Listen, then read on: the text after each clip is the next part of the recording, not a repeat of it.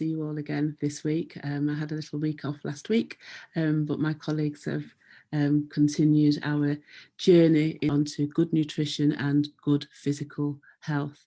The focus of Healthy Hearts, as you know, is always about having the first half an hour where we talk about nutrition. We are again blessed with Dr. Iba and Dr. Alice, who are, well, I'll say, our resident nutritionist, and Dr. Alice will be doing some specific work with us. So I'm not going to waste any time talking just for talking's sake. I'm going to hand over the floor to Dr. Alice and Dr. Hiba. Thank you, ladies. Thank you. Good evening. So today we're talking about something interesting. Let me just share my screen.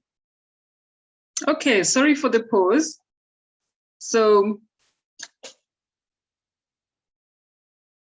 knowledge is power. What do I mean by that? Knowledge is power. I'm sure we've heard of this statement, but it is, if you don't do anything with it, it doesn't help you.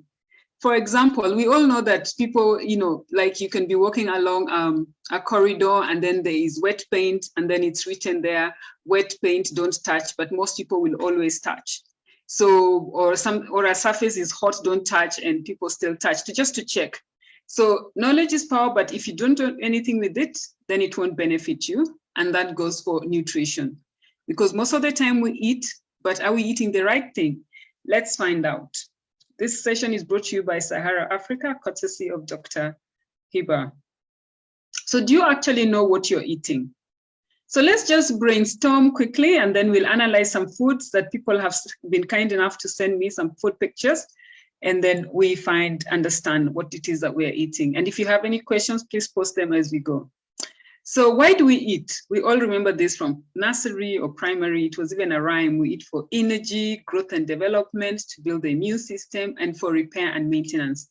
So we all know we need to eat fruits, we need to eat vegetables, we need to eat starches, we need to eat fat, we need to eat everything really. So we can eat everything. The question is always how much and what time. So let's quickly look at the kind of things you're supposed to be eating. We're supposed to be eating everything, you know, but how many of us eat red vegetables? Like, you pay attention to make sure that you have red vegetables in your diet. Like tomatoes, not just for cooking, but as part of your salad. I know some communities like the West Africans, they eat a lot of tomato sauce, but is that good enough? How about beetroot? How about radishes? How about red cabbage? And we know that red vegetables get their hue from what you call lycopene and anthocyanin.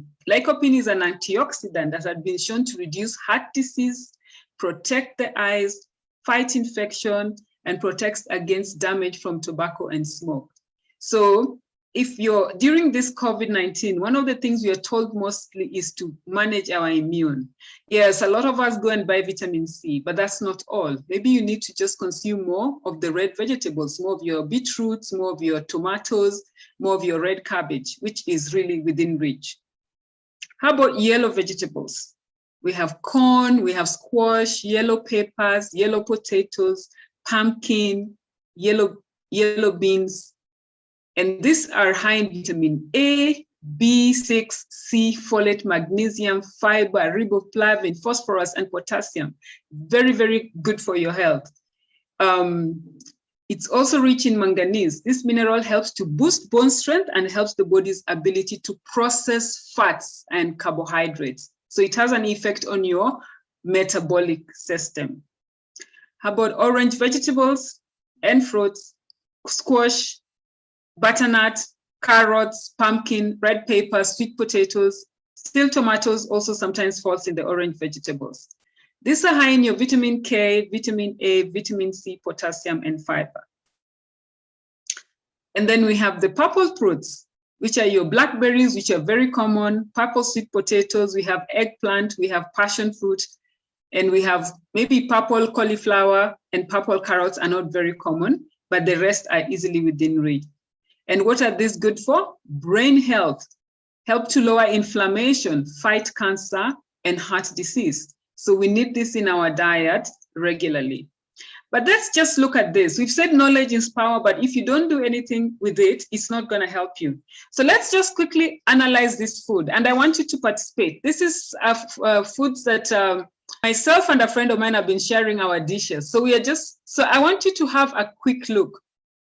What is most common in this diet and how can we improve it? I'll start with Dr. Hiba so that you can help people. And then I'd like to hear from Karen and Elizabeth, please. So what is most common? It's I see a lot of carbohydrate foods. So I see rice, I see plantain, I see some pasta. Yeah, I see that's what catches my eye first, but I also see a lot of vegetables. Yeah. So it's this one is kind of balanced. You see raw vegetables because we have salads, okay? You have a lot of raw, but then you have also a lot of cooked. But you can see there's a lot of starch. You know, if this is food for two people, you can see the difference. There's one person who has the red plate. Look at the starch content of the red plate. And then look at the one of the white plate. Starch, lots of starch. So somebody consumes more starch and somebody consumes more vegetables. Anything, Elizabeth? They're very colorful. Mm-hmm. I can sense that already. Yeah. Some of which there's salad on the side of the meal. See a lot of carbohydrates as well, so rice, pasta, spaghetti, and then for some of the solid foods there you can see, I don't know if that's like pounded yam or something along those lines. You've got bread there as well. So that's what I can see from my end. Yes. Yeah, so this one is quite a variety. So let's look at the second one. Thank you, Elizabeth, for your contribution. Let's look at the second one. What do you see about this food, and what can you comment? This is just one person. This is one person's diet. They sent their pictures over a period of time, and then we looked at it. I can see a lot of carbohydrates, a lot of rice. Seeing a lot of rice there, potatoes, a lot of potatoes, rice, a lot of meats as well. Portion sizes are big as well. Yeah, thank you. So the portion sizes are big, and then the other thing is there is no raw food here. There is no raw food, and then there's also it's also dull. It's the same. The person is eating the same thing every day. There's, just lots of beans. Beans. Then there's meat. And then, yes, you have green vegetables, but it's the same type of vegetable they're consuming every day. So when you consume the same thing every day, are you going to benefit from it? Hiba, what do you think? No, definitely not. No, because the different vegetables give us different things, so if you keep eating the same, then you're just getting specific nutrients and not getting a variety or the different nutrients we want people to be consuming. So you might think that you're eating healthy, but you're not, because you have green vegetables. Yes. And that's where we say knowledge is power only if you apply it. So let's say. Just say something as well, that if you're going to be eating that much protein, you have to remember that protein repairs muscle. So if you exercise, you break down your muscles, you tear your muscles as you exercise. So therefore, then you can eat more protein. But if you're not exercising, eating that much protein is not good for the body. Very good, Doretta, definitely. So this person was also not exercising at all. And so we had discussion about the protein intake. But if you exercise, then thank you for adding that, Doretta. Okay, let's look at another one. What do you think about this one? This is Karen speaking. I don't think this person's eating enough. There's you know, I'd use, there's 1 cup of tea, I think it is. It's not unhealthy. It doesn't look too unhealthy. There's a plate there that's got apples and I think it's meat. But again, it lacks the variety of colours, you know, that was suggested. Although there's a good plate of snacks with nuts and apples, and I think that's a yogurt. So it's probably a lower calorie diet, maybe, I'm not sure. But it doesn't appear to have enough colour in there. It's not bad. Yeah, there's no colour, definitely. And this person was eating like this for a very long time. So I just made them, I made them to do pictures because they eat the same thing. And you can see how they eat the vegetables, they have their protein, then they have their starch, and then they have their fruit. But this is a diabetic patient. So this is really a dangerous meal. This is 2 types of carbohydrates. Very, very dangerous meal. But on the other hand, you know, some cashew nuts and apple, that's not too bad. And a small tub of yogurt. But then they're having also a lot of starch. This is fried stiff maize meal, or is it cornmeal? And then fried. So anyway, generally she was not eating healthy for her diabetes, but we started. Let's look at the last one. So what do you think about this? Eva? Very colorful. Yeah. I need to also contribute. Let's see. First thing that caught my eye was the fact that, you know, each plate has a bit of greens and orange and a lot of vegetables, yeah. But don't you think there's a lot of repetition in terms of it's the same green vegetables, it's the same carrots? Yeah. That's the catch. Karen, you got it. You nailed it. They're eating it. It's really looks deceived. They look like they're eating healthy, but it's the same thing they're eating every day. So as much as the plate looks colorful, they're not eating healthy because they're not meeting sufficient nutrients. And so then you want to find out, am I eating healthy? So keep a diary, take food pictures. The pictures actually are very helpful. So then you can just, once you have pictures for a week, screenshot all the pictures together and then analyze it. And then, you know, are you eating your red fruits, your yellow fruits, your green fruits and vegetables? You know, where's your variety? And this person, by the way, was not even eating fruit. Can even see fruit anywhere, you know, no fruit. But I eat healthy. I eat so healthy. I'm like, okay, send me your food pictures. Let me see. You see, so this is where I catch you. So start keeping your food pictures and let's analyze it together. I think it will be fun. So let's just quickly go to this website. It's called Chronometer. I use it to analyze my diet and sometimes for clients. So I don't know who was kind enough to give me is there anybody who's going to share with us their, let me just go to the website. Sorry, is it to talk about what you've had the past 3 days? Because I'm coming a bit late.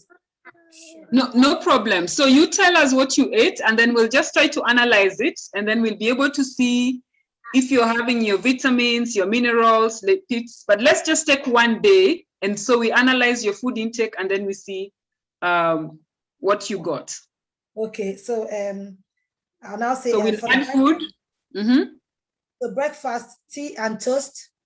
Okay, so we count toast. How many slices? 2. Is it toast with butter or just toast? Toast with butter. Is it white? White bread, yes, you're right, very correct. White bread with butter. So toast white with butter, and then we say you had 2 slices. Okay. 2 slices, exactly, yeah, with butter. Okay, so we won't count black tea. You said black tea or milk tea? Okay, milk tea, yes. Okay, milk so tea, if you had without sugar. Without sugar. Okay, sugar? No sugar. No sugar. So then we'll count the milk. How many, was it whole milk? Yes, a skimmed milk. Low fat milk, yeah. Okay, low fat. Yeah. Why do you take low fat? Well, I mistakenly took it from the shop. That's what I had. If not, normally I go for full fat. I have to be honest. That's good, but we can talk about the low fat. Oh, yes. Okay, so how much? About 100 ml? The milk? Yes. I didn't measure, but I put in such a way that my tea will still remain hot. Okay, so little. Let's say, okay, the minimum here is 100 ml. So let's just take that for now. What else did you have? Then at lunchtime, I had oat flour with egusi soup. So about, okay, let's just estimate about how much oat flour, Hiba. Well, Hiba, go ahead and help. No, in terms of quantities, I won't be able to help. What this size would be like? Just say a handful. A handful. Yes. Okay, I'll just say like 100 grams because a handful has got a lot of the oat. Yeah. And then egusi soup. It has chicken, it has fish, it has many things. Yeah, so the greens, Ghanaians have these green leaves and something like melon seeds. So I don't know. It's you had some green leaves there as well, right? Spinach. Okay, so it's spinach, and something like melon seeds. Melon so seeds. Okay, yeah. But the main, what is the main food in that dish? So Nigerians use a lot of meat. So please, was it meat or fish? You added to your. Yeah, there's meat in it. So there's meat. Fish in it. There's fish. Yes. But the kind of meat that is in it is not the beef. We have different. You could have oxtail. Okay. Yeah, oxtail, and then there's so we can say oxtail. Yeah.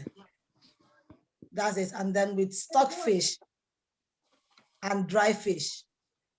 Okay, so oxtail. Someone's mouth is watering already. Okay, so about how many grams? Let's say about a cup. Okay, let's just estimate. Maybe about 134 grams. Yeah.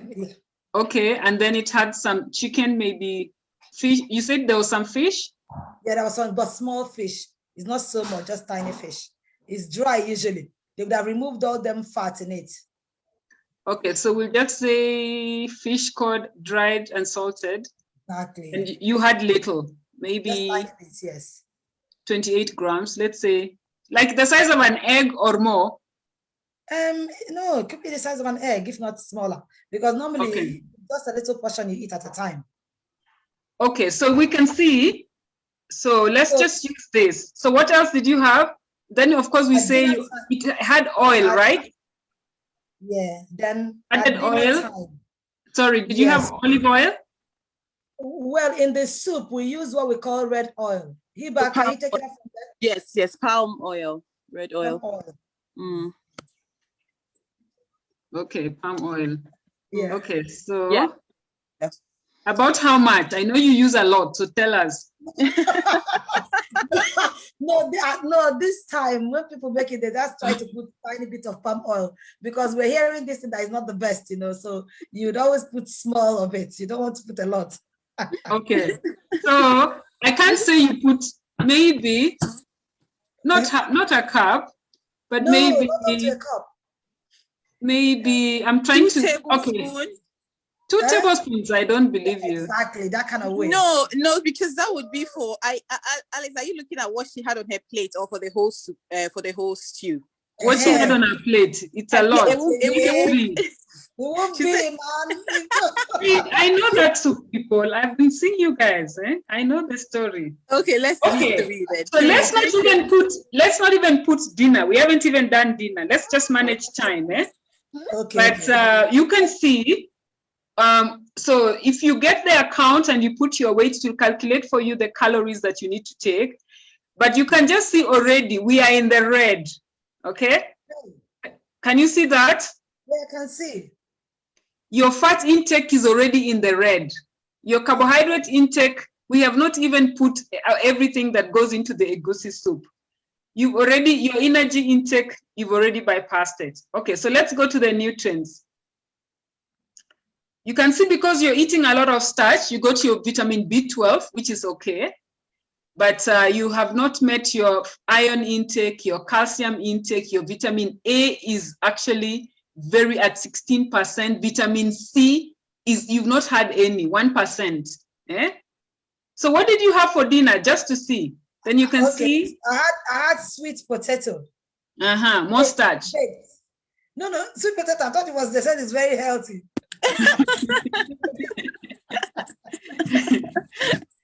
I see you're really enjoying this. Eh? I am. How much sweet potato? Was just one. Was it boiled? It was boiled, yes. Okay, about how much? 1 cup or less? Oh, boiled? Yeah. No, it was boiled. Then, you know how I did it? I have to be honest. I just boiled it a bit and then I put it in the oven just to dry it up. No, but how much did you have? 1 cup or less? Just one. Sweet 1 potato. cup. Okay. Estimated a cup. And what else did you have for dinner? I know in between I had snacks, but that was almond and peanuts. Okay, peanuts. That's healthy. But okay, let's quickly add peanuts.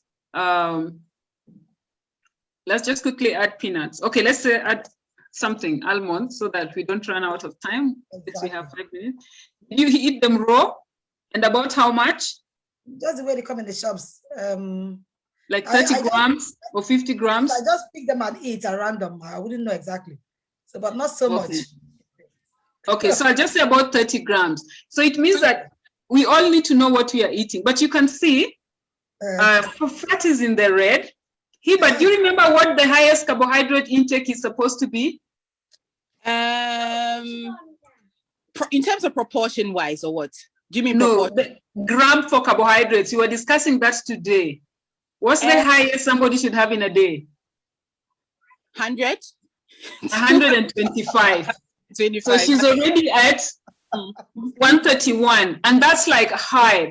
This is high carbohydrates. This is high. We're supposed to be at least 80 to be on the safe side. Your fat intake, you can see it's red. So let's go to your nutrients. Okay, so your sweet potatoes added to your vitamin A. So vitamin A, vitamin B12, very good for the day. No calcium, very little iron, fiber intake not bad, potassium not bad, folate very little. And as a woman, you need to meet your folate and iron, and of course, even your calcium, you need to meet them. So at the end of the day, we've seen you've consumed more carbohydrates, okay? And of course, if we had to look at that picture, if we had the picture of the food, I don't know what it would look like, but it doesn't mean that every day you have to eat something yellow or something red. You must, it's just good to, in a week, what is your variety? Okay. So what I can say, take home message, please analyze your food intake. This is called Chronometer. It's a free website. If you want, you can also pay for it. I'm sure there are others. We'll share with you. Hiba will share others that are maybe used in the UK. You can do some research.